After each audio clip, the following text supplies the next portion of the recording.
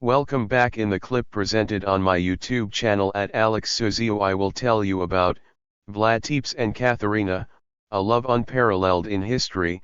Stay with me in the following minutes of this video clip to find out the details, steps, and examples that I will explain to you in this video clip available on my YouTube channel.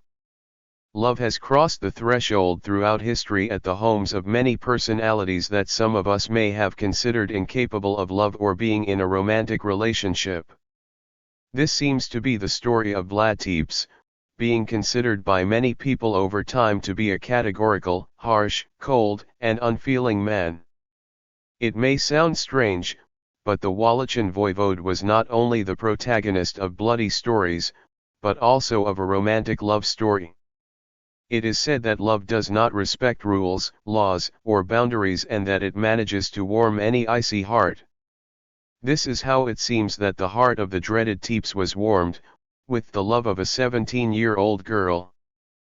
People of the time say that Vlad Țepeș loved a 17-year-old girl. It may seem hard to believe, but we learn that the dreaded ruler has knelt before a pure, almost unreal love. She almost set fire to Brașov when she heard that she was beaten, and she wanted to commit suicide after his death.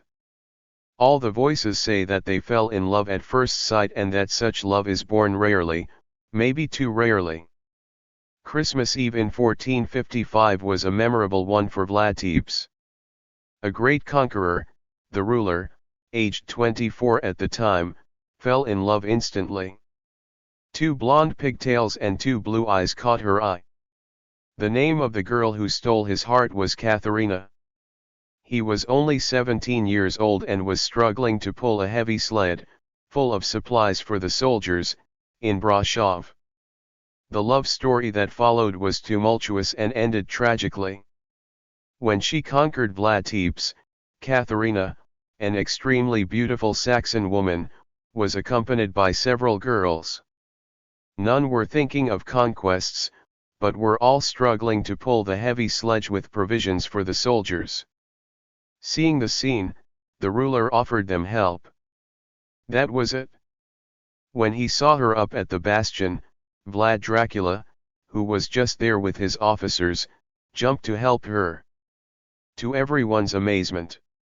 Although she was scared because of the horrors she had heard about the famous prince, the girl was impressed by his gesture. The truth was that Vlad, at the sight of the beautiful young woman with her big blue eyes and golden tails, very long and rich, was struck by such a wild love that he no longer took into account the advice of his close friends who warned him about the implications and the dangers to which he is exposed through this connection. It seems that, from that moment on, he also forgot about all the other adventures he had in the Corona fortress, said Diana Krauser, an expert in medieval history. Catherina Siegel was the daughter of the head of the weavers from Brașov citadel and grew up in the monastery. When she met Vlad Țepeș, she was living with her parents, with relatives, in a house at Portaș number 14, after a fire destroyed her family's home. She and her family were poor. Vlad Țepeș, the lord of Wallachia in 3 times, 1448, 1456 to 1462 and 1476, courted Catherina a lot. He came to see her often and ordered her expensive dresses, made of silk and lace from the West. The ruler, who had several wives and affairs, was definitely conquered by Catherina. She would be his mistress for 20 years. He wanted to marry her, but he couldn't. Vlad Țepeș was known as a great conqueror, but he never got engaged to the girls he had affairs with. He made sure to marry them off to people close to him in order to always have them close.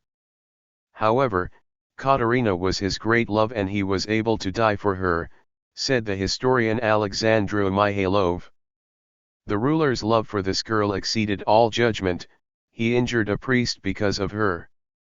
The chronicles of the time wrote that Vlad Țepeș was very jealous and more than once he hit the surrounding things with his sword or threatened those who wanted to take Catherina as his wife. In one of these fits of rage, a priest was also injured.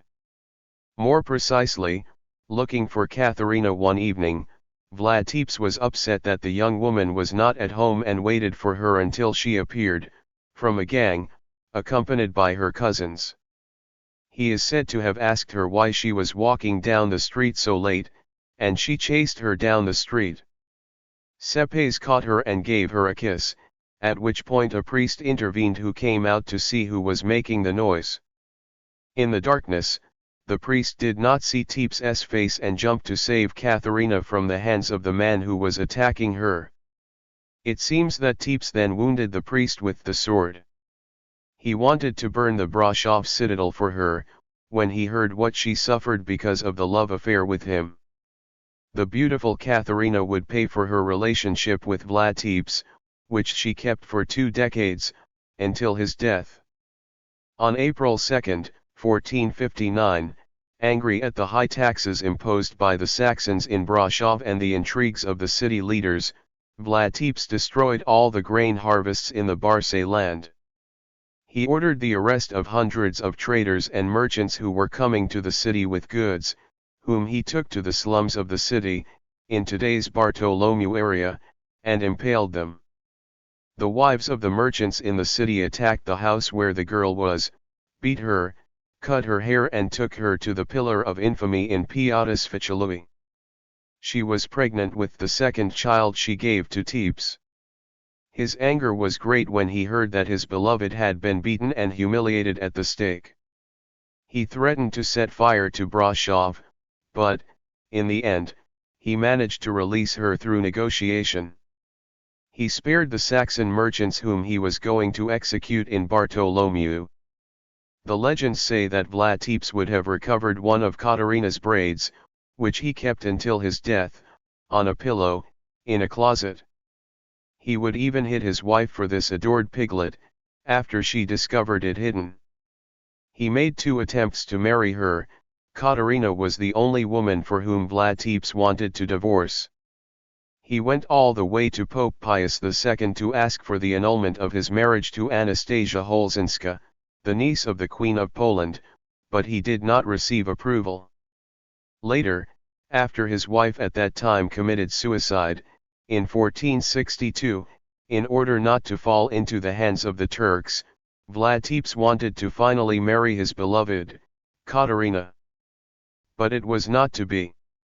On November 26 of that year, he was arrested in the Piatra Craiului Mountains, near Bran Castle. According to historians, Vlad Țepeș was arrested by Máté Corvin, King of Hungary and Prince of Transylvania, to protect him from the Saxons who wanted to kill him, dissatisfied with his relationship with Catherina Siegel.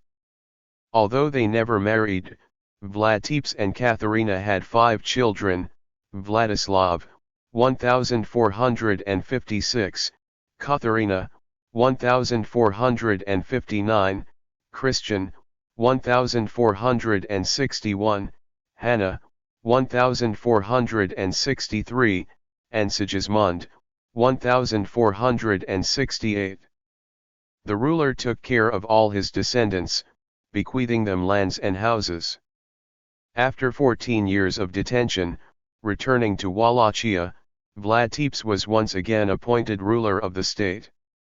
His reign was short-lived. He was assassinated on December 14, 1476. He was beheaded and the head was sent to the Turkish Sultan, who placed it on a stake. His death meant the end of life for Catherina as well. Having reached the age of 39, she returned to the monastery where she had grown up. Legend has it that he never spoke again and that he died of a bad heart, although the year in which he died is not known. It seems, however, that he lived only 2 years after the ruler's death. She wanted to kill herself, but her faith prevented her. They say that love is a battlefield, but in some cases love has actually caused wars and pain, even changing the course of history. Simple people, kings and queens, artists or philosophers, they all found their match, fell madly in love, then their life took an unexpected turn and everything changed. They all fought for their love and, although sometimes in unnatural ways, and made their feelings eternal.